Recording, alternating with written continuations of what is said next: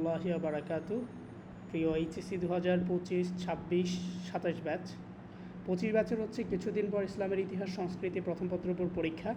So আজকে এখানে আমরা রাজশাহী বোর্ড 2024 সালে আসা কিছু এমসিকিউ প্রশ্ন সমাধান করব। সো এখান থেকে আশা করা যায় যে তোমার ইনশাল্লাহ ভালো পরিমাণে একটা এমসিকিউ কমন পড়তে পারে, তাই আমাদের সাথে এই বোর্ডটা তুমি সলভ করতে পারো। আশা করছি সেই প্রশ্নগুলো যদি তোমার কমন পড়ে তুমি উত্তরটা দিয়ে আসতে পারবে। তাহলে আমাদের 1 নম্বর প্রশ্ন, পাক ইসলামী আরবে গোত্র প্রধানকে কি বলা হতো? অর্থাৎ একটা গোত্র প্রধান যিনি ছিল তাকে বলা হতো শেখ। দেন 2 নম্বর প্রশ্ন, আল মুকাদ্দাস কোন নগরীর পূর্ব নাম ছিল? আল মুকাদ্দাস জেরুজালামের পূর্ব নাম ছিল, অর্থাৎ জেরুজালামকে বলা হতো আল মুকাদ্দাস। ইসলামের ইতিহাসে প্রথম লিখিত সংবিধান কোনটি? মদিনা সনদ। সো এই মদিনা সনদ খুবই ইম্পর্টেন্ট, এটা পড়তে পারো। হজরত ওমর রাদিয়াল্লাহু তাআলা আনহু এর খেলাফতকাল কোনটি? তিনি 634 থেকে 44 অর্থাৎ 644 খ্রিস্টপূর্ব পর্যন্ত কী করেন? তিনি হচ্ছে শাসনকার্য পরিচালনা করেন। দেন হজরত আলী রাদিয়াল্লাহু তাআলা আনহু ও হজরত আয়েশা রাদিয়াল্লাহু তাআলা আনহুর মধ্যে কোন যুদ্ধ সংগঠিত হয়েছিল? এটা হচ্ছে তোমার জামাল যুদ্ধ সংগঠিত হয়েছিল, যাকে হচ্ছে উষ্ট্রের যুদ্ধ বলা হয়। জামাল মানে হচ্ছে ওট। শিক্ষক ক্লাসে এমন একটি শাসক সম্পর্কে আলোচনা করেছিলেন যিনি মুসলিম জাহানের পঞ্চম খলিফা, উমাইয়া বংশের সাধু এবং দ্বিতীয় ওমর হিসাবে পরিচিত। সো আমরা অলরেডি বুঝে গেছি কাকে বোঝাচ্ছে। এইটার মাধ্যমে হচ্ছে আমরা জানি যে উমাইয়া খেলাফতের একজন বিখ্যাত শাসক যাকে ইসলামের পঞ্চম খলিফা বলা হয়, ওমর বিন আব্দুল আজিজ, যাকে দ্বিতীয় ওমর বলা হয়। এবং তিনি যে খেলাফত আছে, সো খোলাফায়ে রাশিদিনের যতগুলো নিয়মকানুন ছিল সবগুলোই তিনি তার শাসনকার্যে আবার পুনরায় ফিরিয়ে এনেছিলেন। এরপর আমরা 7 নাম্বার, উক্ত শাসকের বৈশিষ্ট্য ছিল সরল জীবনযাপন, মাওয়ালি নীতির পরিবর্তন, রাজকোষের অপচয় রোধ করা। হ্যাঁ, তিনোটাই ছিল। কর্ডোবা মসজিদকে নির্মাণ করেন? খুবই ইম্পর্ট্যান্ট একটা কোশ্চেন, এটা পরীক্ষা আসে। প্রথম আব্দুর রহমান, তিনি হচ্ছে নির্মাণ করেন। নাসির লি দিনিলা উপাধি কে লাভ করেন বা কে গ্রহণ করেন? তৃতীয় আব্দুর রহমান গ্রহণ করেন। স্পেনের শেষ উমাইয়া খলিফা কে ছিলেন? তৃতীয় হিসাম ছিলেন। ফাতেমি বংশের প্রতিষ্ঠাতা কে ছিলেন? ফাতেমি বংশের প্রতিষ্ঠাতা যিনি ছিলেন তার নাম ছিল ওবায়দুল্লাহ আল মাহদি, তিনি ছিলেন। কোন ফাতিমীয় খলিফার আমলে মিশর জয় করা হয়? আল মুইজ। আল মুইজের আমলে হচ্ছে মিশরকে জয় করা হয়, যেটা কিনা আমরা অলরেডি জেনেছি। দারুল হিকমাকে প্রতিষ্ঠা করেন আল হিকাম বা আল হাকিম, তিনি প্রতিষ্ঠা করেন। সুলতান সালাউদ্দিন কোন বংশের শাসক ছিলেন? খুব ইম্পর্টেন্ট, বা কোন বংশের ছিলেন? তিনি আইয়ুবী বংশের ছিলেন।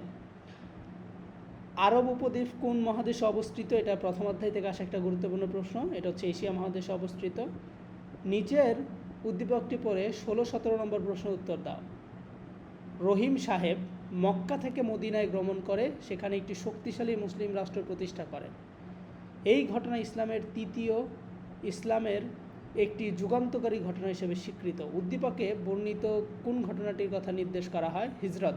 যখন হজরত মুহাম্মদ সাল্লাল্লাহু আলাইহি সাল্লাম মক্কা থেকে মদিনায় হিজরত করেন তখন সেখানে তিনি একটা মুসলিম রাষ্ট্র প্রতিষ্ঠা করেন, যেটা কিনা আমরা অলরেডি অনেকেই জেনে গেছি বা জানি। উক্ত ঘটনার ফলাফল ছিল ইসলাম প্রচারের নবদিগন্ত উন্মোচন, ইসলাম বর্ষপঞ্জিকা গণনা শুরু, ইসলাম রাষ্ট্রের গোড়াপত্তন ইত্যাদি সবগুলোই। খোলাফায়ে রাশিদিনের খলিফা কতজন ছিলেন? খোলাফায়ে রাশিদিনের খলিফা ছিলেন 4 জন। হজরত আবু বকর রাদিয়াল্লাহু তাআলা আনহু, হজরত ওমর রাদিয়াল্লাহু তাআলা আনহু, হজরত ওসমান, হজরত আলী রাদিয়াল্লাহু তাআলা আনহু।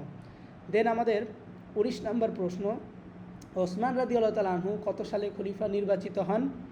যখন হজরত ওমর রাদিয়াল্লাহু তাআলা আনহু মৃত্যুবরণ করেন তারপরে তিনি হচ্ছে খলিফা নিযুক্ত হন, অর্থাৎ 644 খ্রিস্টাব্দে।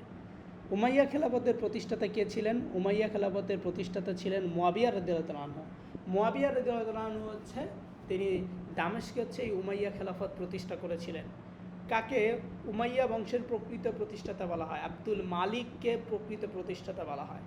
কারবালার যুদ্ধ কত সালে সংগঠিত হয়? খুব ইম্পর্ট্যান্ট একটা কোশ্চেন, এটা পরীক্ষা আসে। সেটা হচ্ছে 680 খ্রিস্টাব্দে। অথবা কারবালার প্রান্তর কোথায় অবস্থিত? ইরাক আর ইরান। এটা খুব ইম্পর্ট্যান্ট একটা প্রশ্ন, তোমরা কমেন্টে জানাবা। আব্বাসীয় খেলাফত প্রতিষ্ঠা করেন কে? আব্বাসীয় খেলাফত যিনি প্রতিষ্ঠা করেন তার নাম হচ্ছে আবুল আব্বাস আসাফা। আসাফা মানে হচ্ছে রক্ত পিপাসু। 24 নম্বর প্রশ্ন, বাইতুল হিকমা প্রতিষ্ঠা করেন কে? আল মামুন হচ্ছে বাইতুল হিকমা প্রতিষ্ঠা করেন। আল কানুন ফিত তিব গ্রন্থের রচয়িতাকে? ইবনে সিনা। ক্রুসেড বলতে কি বোঝায়? ধর্মযুদ্ধকে বোঝায়। হিট্টিনের যুদ্ধ কত সালে সংগঠিত হয়? হিট্টিনের যুদ্ধ কত সালে সংগঠিত হয়? 1187 খ্রিস্টাব্দে।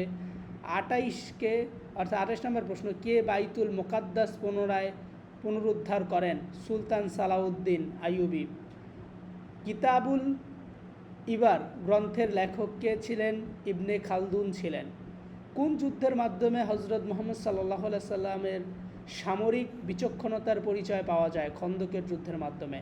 এই ছিল ইসলামের ইতিহাস থেকে আসা খুবই গুরুত্বপূর্ণ প্রশ্ন 2024 সালের রাজশাহী বোর্ডে। সো এই প্রশ্নগুলো যদি একটু ভালো করে পড়া যায়, এবং যারা অলরেডি ভিডিও দেখছো তোমরা তো অলরেডি জেনেই গেছো যে ইম্পর্ট্যান্ট কোনগুলো, সো এটা ভালো করে পড়বা, ইনশাল্লাহ তোমার পরীক্ষায় কমন পড়বে বলে আমি আশা করছি। এবং তোমাদের যাতে পরীক্ষা ভালো হয় এই জন্য আমরা রেগুলার আমাদের এই চ্যানেলগুলোতে হচ্ছে ভিডিও দিতেই থাকবো। সো তোমরা ভিডিওগুলো দেখবা। তুমি 26 ব্যাচ হলেও তোমার জন্য ইম্পর্ট্যান্ট, 27 হলেও ইম্পর্ট্যান্ট। যারা পিডিএফ নিতে চাও এই ভিডিওর ডিসক্রিপশনে নাম্বার পাবা, সেখানে যোগাযোগ করলে আমাদের একটা বিস্তর পিডিএফ আছে ইসলামের ইতিহাসের মধ্যে জন্য, এটা 70 টাকা পিডিএফের মূল্য, এটা তুমি নিতে পারো। সো ভালো থাকো, সুস্থ থাকো, আসসালামু আলাইকুম।